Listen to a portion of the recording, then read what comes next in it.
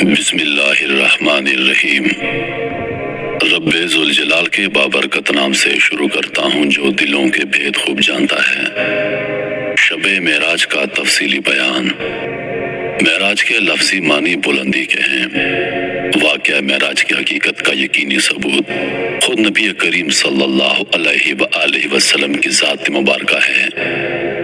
یہ وہ واقعہ ہے جب اللہ رب العزت نے پلک جھپکنے میں اپنے بندے کو ساتوں آسمانوں کی سیر کروائی اور انہیں خود اپنی زیارت سے مشرف کرایا۔ اللہ تعالیٰ قرآن کریم میں اس واقعے کا تذکرہ کچھ اس طرح فرماتے ہیں: اور پاک ہے وہ ذات جو ایک ہی پل میں اپنے بندے کو مسجد الحرام سے مسجد اقصی تک لے گئے۔ واقعہ معراج ماہ رجب کی 27 تاریخ کو پیش آیا۔ اس واقعے کو اسلامی تاریخ میں بڑی اہمیت حاصل ہے۔ نبی کریم صلی اللہ علیہ وآلہ وسلم نے معراج کی اگلی صبح جب صحابہ کرام سے اس واقعے کا ذکر فرمایا تو کفار نے آپ کی بات کو یہ کہہ کر ماننے سے انکار کر دیا کہ یہ کیسے ممکن ہے۔ آپ نے اپنی بات کی تصدیق میں انہیں مسجد الحرام سے مسجد اقصی تک کے سفر کا حال بیان فرمایا اور راستے میں مسافروں کے حالات سے آگاہ کیا۔ اس پر جب کفار نے آپ کی بتائی ہوئی باتوں کی جب تحقیق کی تو سب کچھ ویسے پایا جیسے آپ نے بیان فرمایا تھا۔ واقعہ معراج کو سن کر کفار مکہ حضرت ابوبکر صدیق رضی اللہ عنہ کے پاس تشریف لے گئے اور انہیں جا کر وہ سب کچھ کہا جو آپ نے انہیں بیان فرمایا تھا۔ حضرت ابوبکر صدیق رضی اللہ عنہ فرمانے لگے: بلا شبہ اگر نبی کریم یہ بیان فرما رہے ہیں تو وہ یقیناً سچ ہوگا۔ حضرت ابوبکر صدیق کی معراج کے واقعے کی تصدیق کرنے کے سبب آپ کو آپ صلی اللہ علیہ وآلہ وسلم نے صدیق کے لقب سے نوازا۔ واقعہ معراج کی تفصیل بیان کرتے ہوئے خود نبی کریم صلی اللہ علیہ وآلہ وسلم فرماتے ہیں: مجھے براق پر سوار کر کے بیت اللہ سے بیت المقدس تک لے گئے اور براق کی رفتار اتنی تھی کہ جہاں براق کی نگاہ پڑتی اسی لمحے اس کا قدم اسی جگہ پر ہوتا۔ یعنی جب اس نے آسمان کی جانب دیکھا اور اڑنا شروع کر دیا تو اس کا پہلا قدم آسمان پر پڑا۔ سفر کے بیان میں آپ فرماتے ہیں: جبریل علیہ السلام پورے سفر میں میرے ہمراہ تھے۔ بیت اللہ سے بیت المقدس جاتے وقت راستے میں کئی مقامات پر مختلف واقعات رونما ہوئے۔ سب سے پہلے ایک مقام پر جبریل علیہ السلام نے مجھے براق سے اتر کر زمین پر آنے کو کہا۔ میں نے دیکھا کہ وہاں کثرت سے کھجوروں کے درخت تھے۔ پھر فرمایا: اے حبیب خدا، یہاں اس زمین پر 2 رکعت نماز ادا کیجیے۔ لہٰذا میں نے ایسا ہی کیا۔ جب میں نے نماز ادا کر لی تو جبریل امین علیہ السلام فرمانے لگے: اے محبوب خدا، کیا آپ جانتے ہیں آپ نے یہ کس مقام پر نماز ادا کی ہے؟ میں نے فرمایا: نہیں۔ تو جبریل امین علیہ السلام نے بتایا: رسول خدا، یہ یثرب کا علاقہ ہے۔ یہ وہ جگہ ہے جو بعد میں مدینہ کہلائے گا، اور یہ وہ مقام ہے جب آپ مکہ کے لوگوں کو اسلام کی دعوت دیں گے تو وہ آپ کو ستائیں گے۔ آپ ہجرت فرما کر یثرب یعنی مدینہ میں تشریف لائیں گے، اس لیے میں نے سب سے پہلے آپ کو اس سرزمین کا تعارف کروا دیا ہے۔ پھر وہاں سے ہم روانہ ہو گئے۔ چند پل گزرے تھے کہ مجھے ایک اور سرزمین پر اتارا۔ پھر فرمایا: پیغمبر خدا، یہاں بھی 2 رکعت نماز ادا کیجیے۔ میں نے وہاں بھی 2 رکعت نماز ادا کی۔ پھر جبریل امین علیہ السلام نے مجھے بتایا: حضور، یہ وادی سینا ہے اور یہ شجر موسیٰ ہے۔ یہی وہ مقام ہے جہاں موسیٰ علیہ السلام اللہ تبارک و تعالیٰ سے کلام فرمایا کرتے تھے اور یہی انہیں نبوت عطا کی گئی۔ اس کے بعد آگے چلے اور مدین کے علاقے میں اترے اور فرمایا: یہاں بھی 2 رکعت نماز ادا کیجیے۔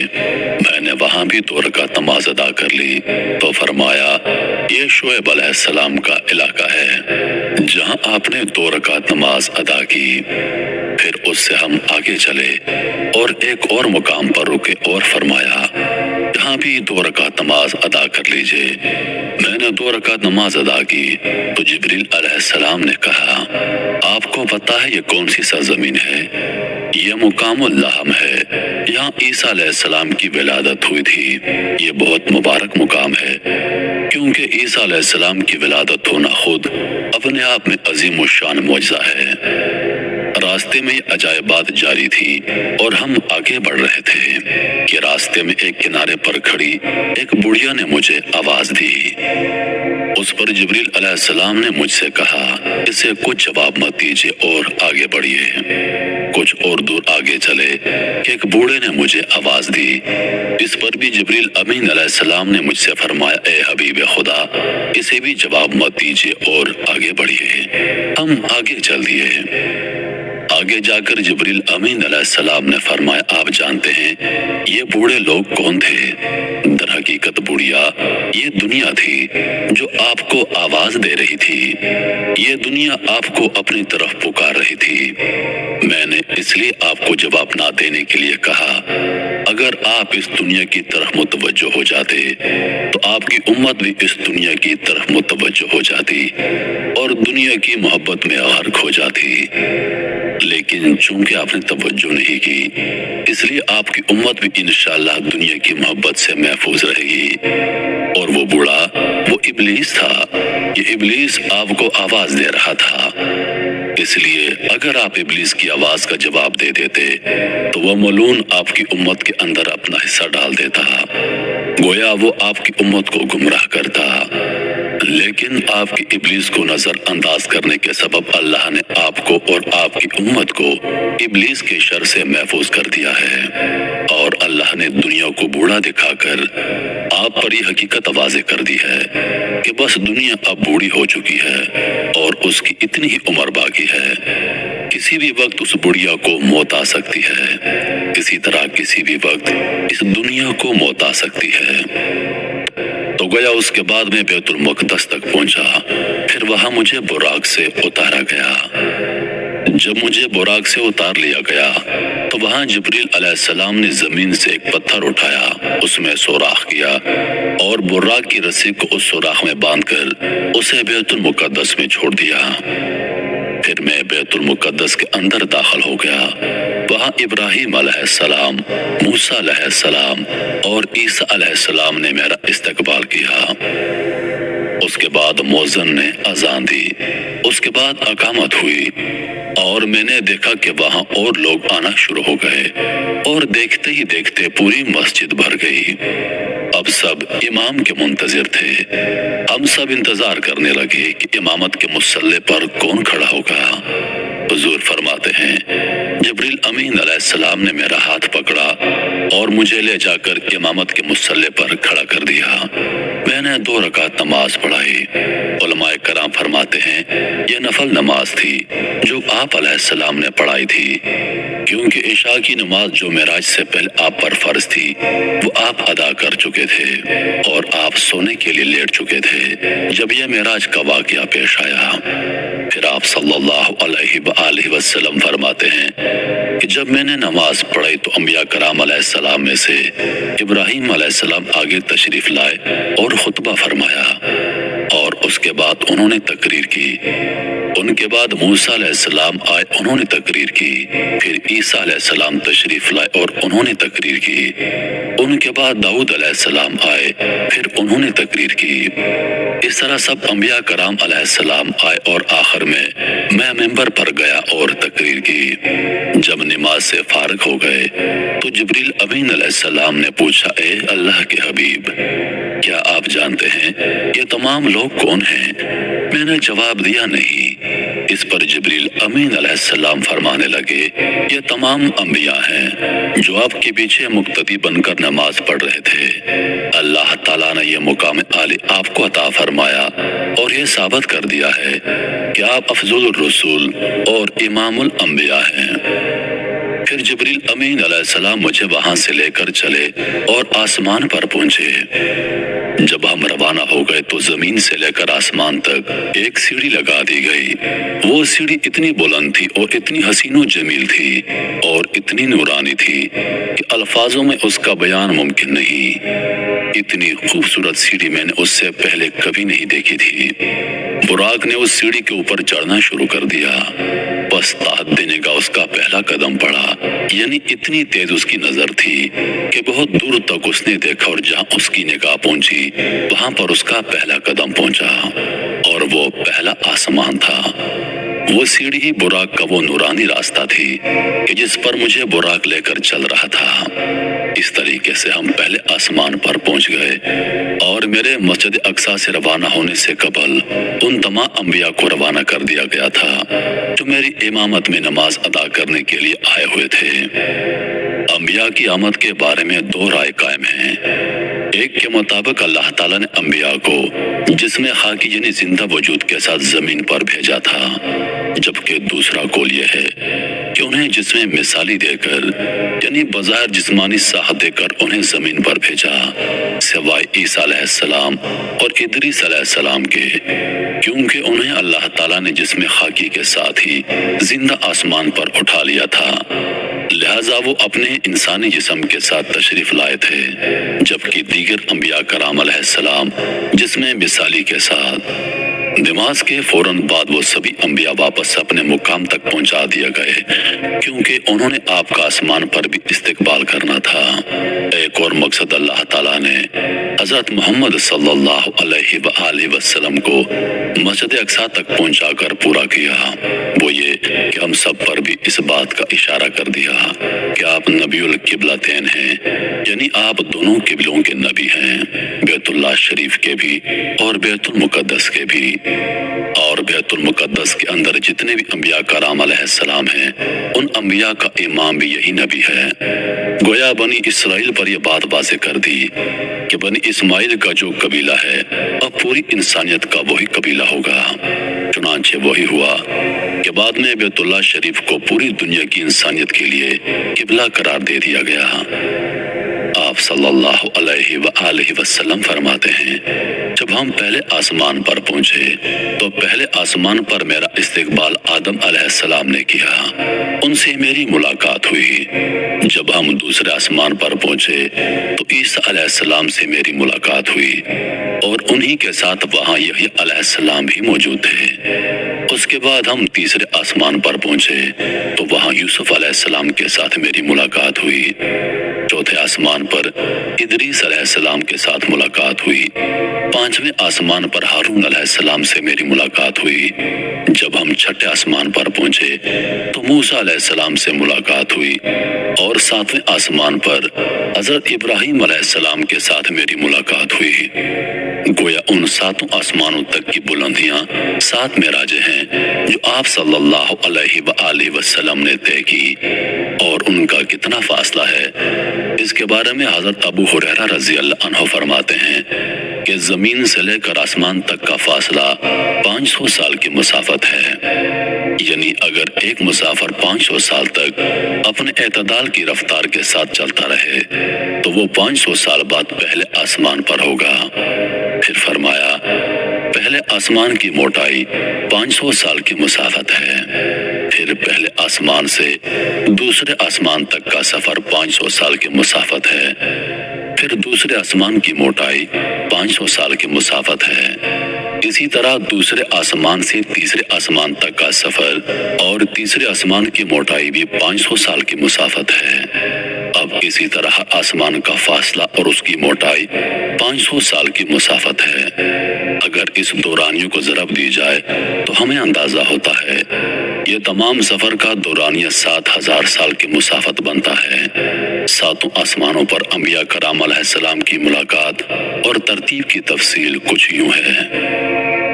सातों आसमानों का फासला और उनकी मोटाई तक का सफर जो कि 7000 साल की मुसाफत बनता था, हुजूर नबी करीम सल्लल्लाहु अलैहि वसल्लम चंद लम्हों में तय करने के बाद जब 7वें आसमान पर पहुंचे तो वहां से आगे सिदरतुल मुंतहा तक पहुंचने का सफर शुरू हुआ।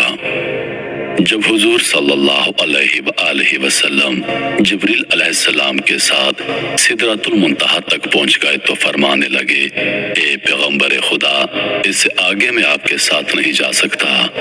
فرمایا، اے جبریل، تو میرا رفیق سفر ہے اور تم مجھے یہاں تنہا چھوڑ رہے ہو۔ جبریل امین علیہ السلام فرمانے لگے، حضور، اگر میں اس سدرۃ المنتہا کے مقام سے آگے بڑھا تو اللہ تبارک و تعالیٰ کے جلال اور کبریائی کے نور کی وجہ سے میرے پر جل جائیں گے، اس لیے میں اس سے آگے نہیں جا سکتا۔ سدرۃ المنتہا کو سدرۃ المنتہا اس لیے کہتے ہیں کہ یہ سارے کمالات کی انتہا ہے، کوئی کمال نیچے کا اوپر نہیں جا سکتا، اور کوئی فرشتہ حتیٰ کہ حضرت جبریل علیہ السلام بھی اس سے اوپر نہیں جا سکتے۔ سدرۃ المنتہا وہ مقام آیا جہاں جبریل امین علیہ السلام کی پرواز بھی تھم گئی، لیکن شان رسول اللہ صلی اللہ علیہ وآلہ وسلم یہ تھی کہ اس مقام سے بھی آگے ان کی پرواز جاری تھی۔ اس سے ہم رسول اللہ صلی اللہ علیہ وآلہ وسلم کے مقام کا اندازہ لگا سکتے ہیں۔ پھر نبی کریم صلی اللہ علیہ وآلہ وسلم سدرۃ المنتہا تک پہنچے اور یہ ان کی 8ویں معراج تھی۔ اب سدرۃ المنتہا کی موٹائی کا جو فاصلہ ہے وہ 500 سال تک کا ہے۔ اس کے اوپر بھی آپ صلی اللہ علیہ وآلہ وسلم پہنچے اور یہ ان کی 9ویں معراج ہوئی۔ یہ مقام صریف الکلام تھا۔ حضور نبی کریم صلی اللہ علیہ وآلہ وسلم فرماتے ہیں، یہ وہ مقام تھا جہاں فرشتے تقدیریں لکھتے ہیں، اور جب میں اس مقام پر پہنچا تو مجھے ان کے تقدیر کے قلم کے لکھنے کی آوازیں آ رہی تھیں۔ وہ آوازیں میں نے سنی، اور یہ ان کی 9ویں معراج، اور اس سے اوپر جب وہ وہاں سے گئے ہیں تو یہ ان کی 10ویں معراج تھی، اور یہ مقام اہلیت تھی جو اللہ تبارک و تعالیٰ کے حضور آپ صلی اللہ علیہ وآلہ وسلم پیش ہو گئے۔ اللہ تبارک و تعالیٰ کو نور کے پردے میں براہ راست آپ صلی اللہ علیہ وآلہ وسلم نے دیکھا۔ آپ صلی اللہ علیہ وآلہ وسلم اس بارے میں فرماتے ہیں، میں نے ایک نور اعظم کو دیکھا، میں نے اللہ تبارک و تعالیٰ کی کبریائی میں خود اللہ کا دیدار کیا، تو یہ مقام اہلیت تک آپ پہنچے۔ تو اس طرح یہ کل 10 معراجیں ہو گئی، یعنی ایک زمینی مقام سے 10 بلندیوں تک 10 سیڑھیوں کے ذریعے آپ کو لے جایا گیا، اور اس طرح آپ کی کل 10 معراجیں ہو گئی۔ آپ کی ہر معراج میں اللہ تبارک و تعالیٰ کی حکمتیں ہیں۔ بس تو حضور نبی کریم صلی اللہ علیہ وآلہ وسلم کی پہلے آسمان پر اللہ تبارک و تعالیٰ نے ساری انسانیت کا جو باپ تھا، جو نبی تھا، یعنی بابا آدم علیہ السلام سے ملاقات کروائی۔ انہوں نے آپ صلی اللہ علیہ وآلہ وسلم کا استقبال کیا۔ حضرت آدم علیہ السلام ابو الانبیاء ہیں اور ابو البشر بھی ہیں، اور سب سے بڑے ہیں۔ تو جیسے جب ہم کسی کے گھر جاتے ہیں اور سب سے پہلے بڑوں سے ملاقات کرتے ہیں، اسی طرح سب سے پہلے استقبال کے لیے آدم علیہ السلام کو بھیجا گیا۔ اللہ تبارک و تعالیٰ نے سب سے پہلے آدم علیہ السلام سے آپ کی ملاقات کروائی، پھر دوسرے آسمان پر عیسیٰ علیہ السلام نے آپ کا استقبال کیا۔ اس ملاقات میں اشارہ اس بات کی طرف تھا کہ قریب قیامت کے اندر اس دین محمدی کو جو تقویت ملے گی وہ عیسیٰ علیہ السلام کے ذریعے ملے گی۔ حضرت عیسیٰ علیہ السلام وہ ہوں گے جو قیامت کے نزدیک جو زمین پر تشریف لائیں گے اور پوری دین اسلام کو عام کر دیں گے۔ تو گویا یہ وہ وعدہ تھا، وہ نصرت کا وعدہ جو تمام نبیوں سے اللہ تبارک و تعالیٰ نے لیا تھا۔ اللہ نے تمام نبیوں سے عہد لیا تھا کہ وہ جو نبی آئے گا تم سب اس پر ایمان لاؤ گے۔ اگر وہ تمہارے زمانے میں آ گیا یا تم اس کے زمانے میں آ گئے تو تم ضرور اس کی نصرت کرو گے۔ تو ہر نبی دعا کیا کرتا تھا کہ کاش ہمیں اس نبی کا زمانہ مل جائے کہ ہم محمد کی نصرت بھی کریں، کیونکہ ایمان تو ہم لے آئے ہیں، لیکن کسی کی دعا قبول نہ ہوئی سوائے عیسیٰ علیہ السلام کے۔ اللہ تبارک و تعالیٰ نے زندہ سلامت انہیں آسمان پر اٹھا لیا۔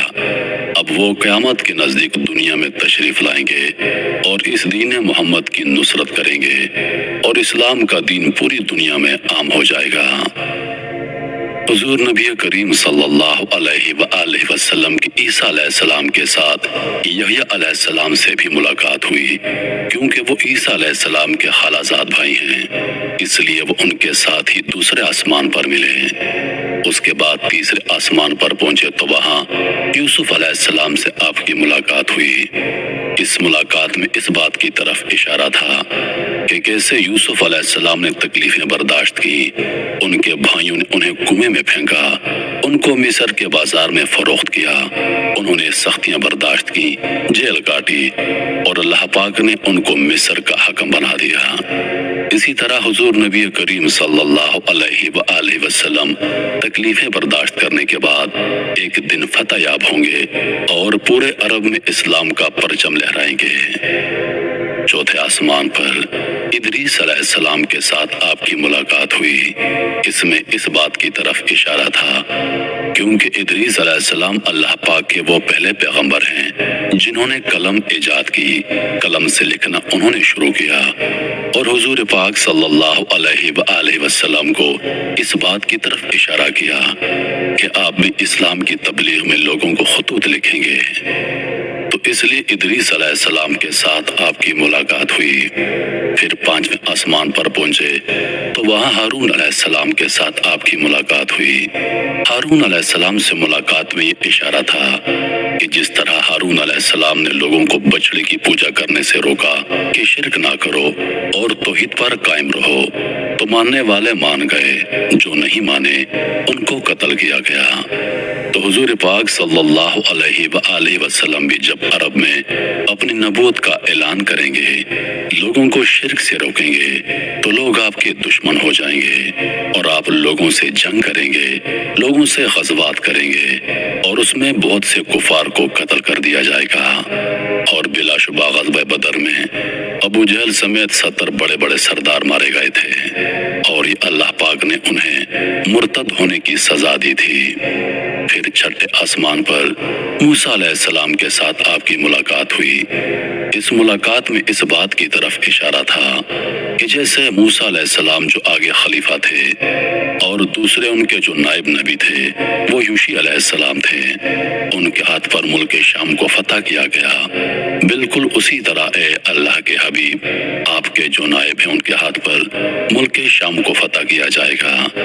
اور اس طرح حضرت عمر بن خطاب رضی اللہ عنہ کے ہاتھ سے ملک شام کو سارے علاقوں کو فتح کروایا گیا تھا۔ اس کے بعد ساتویں آسمان پر ابراہیم علیہ السلام کے ساتھ آپ کی ملاقات ہوئی۔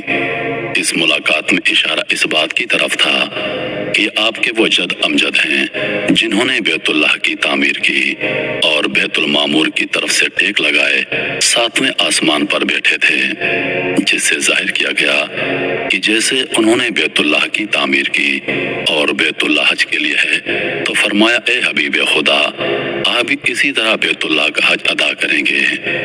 تو اس طرح یہ 7 معراجیں اپنی اپنی حکمتوں میں مکمل ہو گئیں۔ اس کے بعد آپ 7ویں آسمان سے سدرۃ المنتہا کی جانب بڑھے، اور یہ ان کی 8ویں معراج تھی۔ اس معراج میں اشارہ اس بات کی طرف کیا کہ سدرۃ المنتہا چونکہ انتہا ہے ہر چیز کی، تو آپ صلی اللہ علیہ وآلہ وسلم کو بھی آپ کی فتح کی انتہا ملے گی۔ آپ نے بڑی جنگیں لڑی، بڑے غزوات کیے، کفر سے ٹکراتے رہے۔ اس کے بعد پھر مقام شریف الکلام پر پہنچے، اور یہ ان کی 9ویں معراج تھی۔ اس میں اشارہ اس بات کی طرف کر دیا گیا کہ آپ کو غزوہ تبوک پیش آئے گا، اور غزوہ تبوک میں یہود و نصارہ کے ساتھ ہوگا، اور نصارہ کے جو بادشاہ ہیں وہ تبوک لے کر آئیں گے، تو اللہ تبارک و تعالیٰ آپ کو ان پر فتح عطا فرمائیں گے۔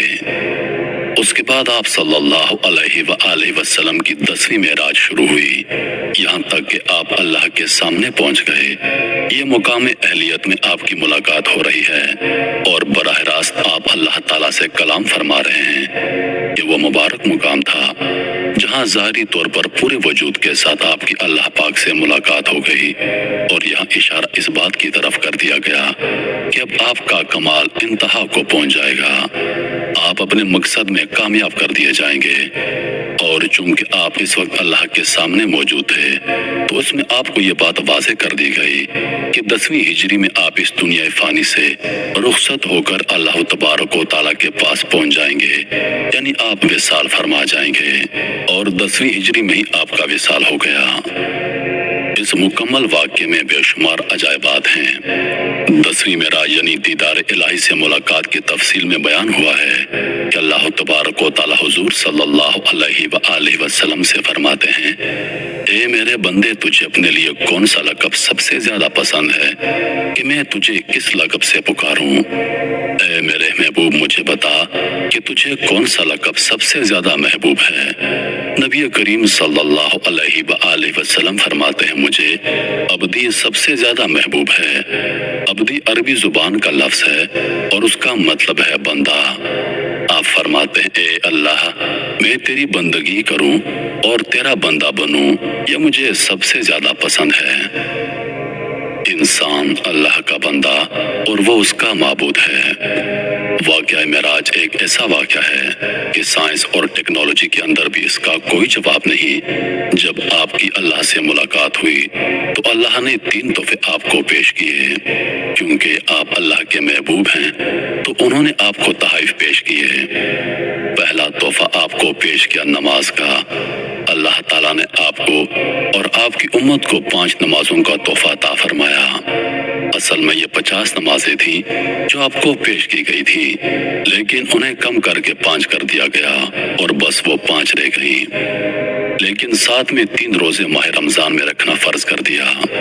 دوسرا تحفہ آمن الرسول سورۃ البقرہ کی آخری آیات جو ہیں یہ معراج شریف کی رات کو پیش کی گئی ہیں۔ اور تیسرا تحفہ نبی کریم صلی اللہ علیہ وآلہ وسلم کو یہ عطا کیا گیا کہ اللہ تعالیٰ فرماتے ہیں، اے میرے محبوب، اگر آپ کی امت شرک سے بچے گی تو اس کے کبیرہ گناہ میں خود معاف فرما دوں گا اور انہیں جنت میں داخل کر دوں گا۔ سبحان اللہ۔ سمجھنے والی بات انتہائی کی یہ ہے کہ اتنا عظیم بادشاہ جب اپنے محبوب بندے کو خود تحفہ دے گا تو ذرا سوچیں ان تحفوں کی عظمت کا عالم کیا ہوگا۔ معراج کا واقعہ نبوت کے 5ویں سال رجب کی 27 تاریخ کو پیش آیا۔ اس سال کو عربی زبان میں عام الحزن یعنی غم کا سال کہا جاتا ہے، کیونکہ اس سال میں آپ کی زوجہ حضرت خدیجہ رضی اللہ عنہا اور آپ کے چچا ابو طالب کا انتقال ہو گیا تھا۔ آپ شدید غم میں مبتلا تھے۔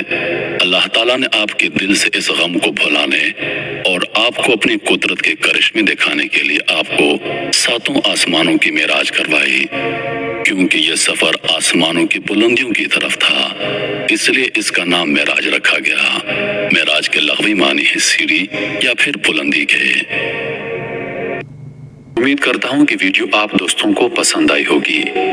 ویڈیو پسند آ جائے تو لائک اور شیئر ضرور کر دیجیے گا، اور آنے والی نئی ویڈیوز کے لیے ہمارے چینل کو سبسکرائب کر دیں اور ساتھ میں موجود گھنٹی کے بٹن کو ضرور دبائیں تاکہ ہماری ہر نئی آنے والی ویڈیو سب سے پہلے آپ تک پہنچے۔